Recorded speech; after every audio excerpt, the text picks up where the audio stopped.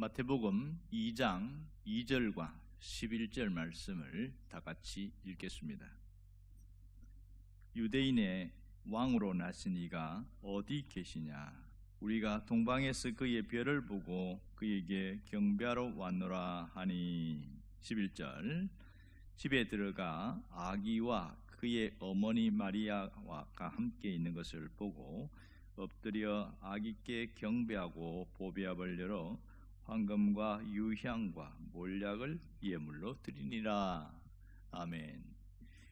오늘 본문은 마태복음 2장 1절에서 23절까지 말씀을 포함하고 있습니다. 유대 땅 베들레헴에서 그토록 기다리던 메시아가 탄생했습니다. 이 소식을 가장 먼저 알았던 사람들은 동방의 박사들이었습니다. 그들은 범상치 않은 별의 움직임을 따라서 왕이 되실 분의 탄생을 보려고 저 멀리 페르시아에서 예루살렘까지 찾아왔습니다. 그들은 먼저 헤롯 궁전에 방문을 했고, 왕으로 오신 분이 어디 계십니까? 이렇게 물으니까 아주 깜짝 놀랐지요. 이 왕이 출현했다는 소식에 이 헤롯 궁에서는 아주 큰 소동이 일어났습니다. 당시에 헤롯은 자신의 왕위가 빼앗길까 봐 상당히 두려워했습니다. 동방의 박사들이 베들레헴까지 가서 아기 예수께 경배를 했습니다. 그리고 세 가지 예물을 드린 이후에 헤롯궁으로 돌아가지 말라는 주의 사자의 경고를 받고 왕궁으로 가지 않고 둘러서 자신의 고국으로 돌아가게 되어집니다.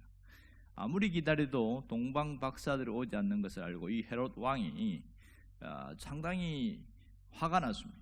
그리고 나서 다시 전문가들을 불러서 그 왕이 태어난다는 곳이 어디냐 한번 정확하게 다시 한번 확인해봐라. 그랬더니 여전히 베들레헴이라는 곳이 나왔습니다.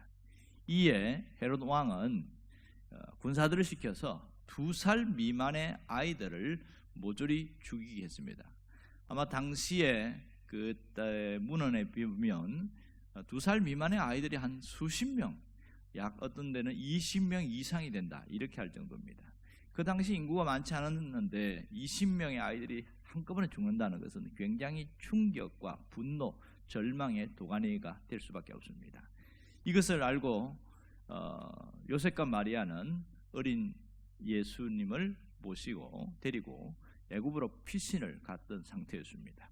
그러고 나서 이 헤롯 대왕이 죽고 난 이후에 다시 고국으로 돌아왔고 갈릴리에서 정착을 하게 되어집니다.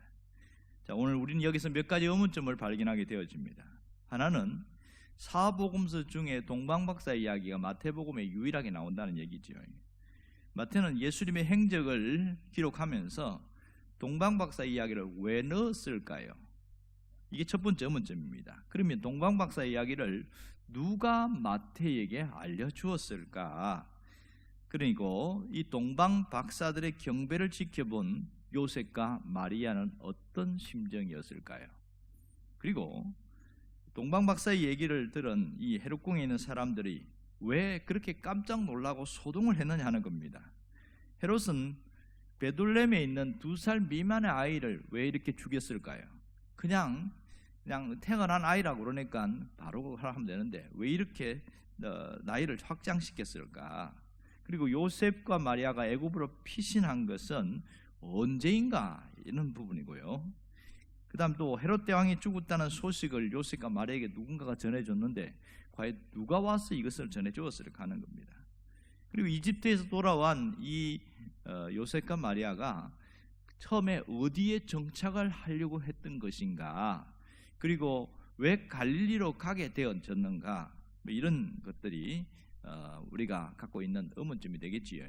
오늘 마태복음 2장은 동방박사의 경배와 헤롯의 유아 학살, 그리고 요셉의 피신과 갈릴리 정착, 이것이 핵심입니다. 여기서 우리에게 말씀하시는 메시지는 무엇입니까? 여기서 누가 왕인가, 이것에 대한 겁니다. 예수님이 왕이 아니면 헤롯이 진정한 왕인가에 대한 문제입니다. 헤롯은 자신이 왕이라고 생각하고 있었는데 동방의 박사들 때문에 상당한 소동이 일어났지요. 왜냐하면 사람들이 헤롯이 왕이 아닐 수가 있다는 이 왕의 정체성이 흔들리기 때문에 헤롯이 두려워했던 겁니다. 그러나 그는 스스로 왕이 된 자지 하나님이 세운 왕은 아니었습니다. 결국 동방박사들의 경배를 통해서 예수님이 진정한 왕이라는 것을 하나님이 보내신 메시아요 왕이라는 사실을 증명하고 있습니다. 헤롯의 이 잔인함을 보면 그는 정말 한낱 인간 왕이라는 것을 보여주고 있지요. 여기서 우리가 강조하고 싶은 것은 예수님은 진정한 왕이시다, 예수님은 메시아요 우리의 구원자이다, 이 얘기를 하고 있습니다.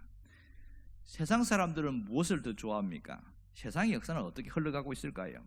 예나 지금이나 다름없이 사람들은 힘이 있는 사람들을 굉장히 좋아합니다. 권력을 가진 사람들 주변에 사람들이 모여 있습니다.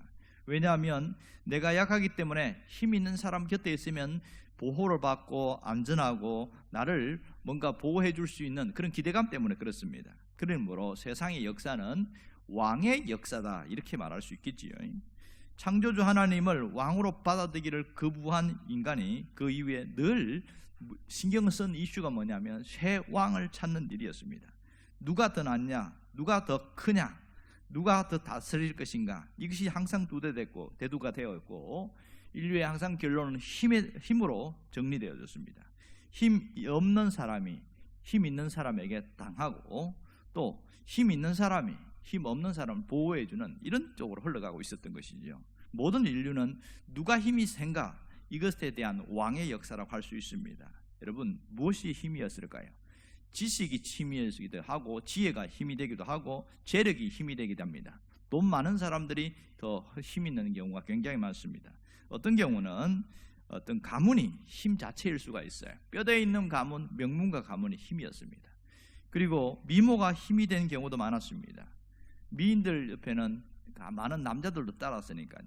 그러니까 힘이 당시에는 최고의 가치로 부상을 했던 것이 그것이 현실입니다. 먹을 것이 있고 돈이 많아지고 유명해지면 그 다음 생각하는 게 뭐냐면 내가 어떻게 다스릴 것인가, 이런 것을 생각하게 되어집니다. 사실 천하통일을 했던 모든 사람들도 보면 결국 어디까지 올라가고 싶으냐면 하나님의 자리까지 올라가고 싶어 했습니다. 하나님이 되고 싶은 거지요. 대표적으로 역사에 보면 네로 황제가 그렇게 말하면 나는 신이다, 스스로 그렇게 신이라고 말합니다.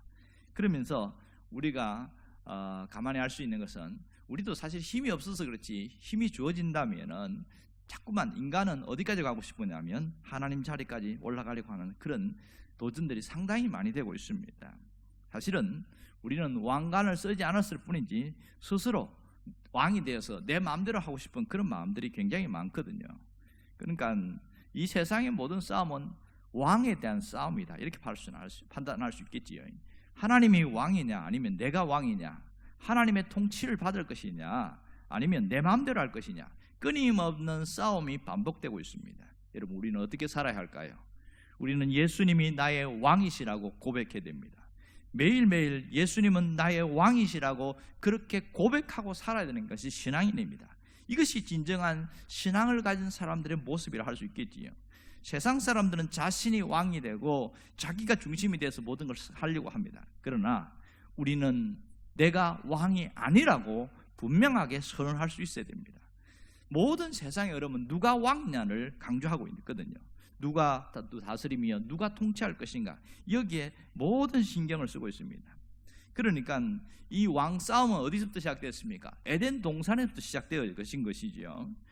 에덴 동산에서 창조주 하나님을 거부하면서부터 문제가 된 겁니다.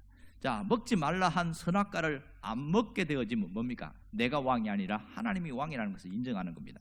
그러나 아담은 먹었어요. 그 이후부터 자기 마음대로 자기 하고 싶은 대로 되는 왕이 되려고 했던 것이 그게 가장 큰 문제입니다. 내 마음대로 살려고 하는 것, 나 중심대로 살려고 하는 것, 이것이 왕이 되려고 하는 겁니다. 여러분, 이제는 예수님이 내 왕이 되신다는 사실을 날마다 고백하는 게 대단히 중요합니다. 갈라디아서 2장 20절을 보면 내가 그리스도와 함께 십자가에 못 박혔나니 그런즉 이제는 내가 사는 것이 아니요 오직 내 안에 그리스도께서 사시는 것이라. 이제 내가 육체 가운데 사는 것은 나를 사랑하사 나를 위하여 자기 아들을 믿는 믿음 안에서 사는 것이라. 이렇게 강조하고 있습니다. 무엇을 이야기합니까? 내가 왕이 아니라 그리스도가 왕임을 고백하며 살아야 된다. 이것이 사도 바울이 강조한 신앙 원리였습니다. 여러분, 예수님이 왕이 되신다는 사실은 내가 그 아래에 있다는 사실입니다. 내 마음대로 하지 않겠다는 것이지요. 분명한 것은 예수님이 나의 왕이 되시면 내 모든 삶에 예수님이 나타나게 되어집니다. 내가 아니라 예수님이 드러나게 된 것이지요. 여기에 진정한 회복이 일어납니다. 가정의 회복, 관계의 회복은 예수님이 왕이 될 때입니다. 내 영혼 회복, 내 삶의 회복은 예수님이 왕으로 등극할 때입니다. 여러분, 우리 안에서 예수님이 왕이 될 때에 풍성한 삶을, 풍성한 열매를 누리게 되어질 겁니다.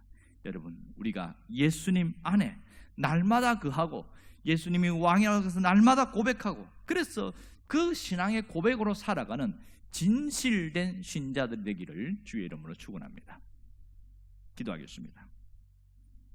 오늘 헤롯이 왕이라고 스스로 강조하려고 했지만 하나님이 보내신 왕은 예수 그리스도인 것을 보게 되었습니다.